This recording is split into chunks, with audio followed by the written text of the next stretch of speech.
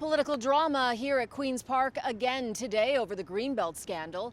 The NDP zeroing in on the controversial trip to Vegas that led to the resignation of one of Doug Ford's ministers. Speaker, to the Premier, when did he first find out that his minister was living it up in Vegas with people who have business before his government? The Vegas trip is another chapter in the Greenbelt saga. MPP Khalid Rashid, who resigned from cabinet and caucus last week, went on a trip to Vegas in 2020 with Amin Massoudi, who at the time was Doug Ford's principal secretary. The two told the Integrity Commissioner they briefly encountered Shakir Rahmatullah, a developer who later benefited from the Greenbelt land swap, in the hotel lobby. However, media reports found the three had a massage in the hotel spa at the same time. Should the people of Ontario accept that government policy was being decided on a massage table in Vegas?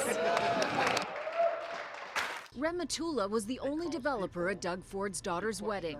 While the Integrity Commissioner cautioned the connection was not sufficient enough to point a finger at the Premier, his investigation concluded Rahmatullah's evidence that he was not tipped off by anyone in government about the Greenbelt land swap was questionable. The NDP alleges there are even more layers to the story. This speculator's influence wasn't limited to the Greenbelt. His company was identified by the Auditor General as one of the top beneficiaries from this government's MZOs. MZOs, ministerial zoning orders, give the government the power to override local planning, consultation, and environmental assessments in order to fast-track developments. Typically, the previous government would do 1 or 2 MZOs a year, so it was a very infrequently used tool.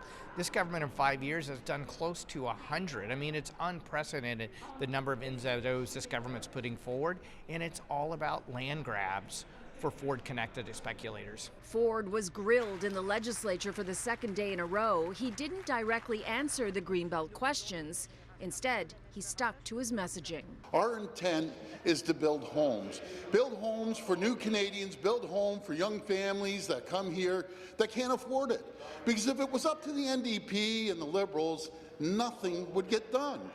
The NDP say they're going to ask the Integrity Commissioner to investigate the Vegas trip. He's also been asked to investigate Ryan Amato, the former chief of staff to the former housing minister. Both have had to resign due to this scandal. This is far from over.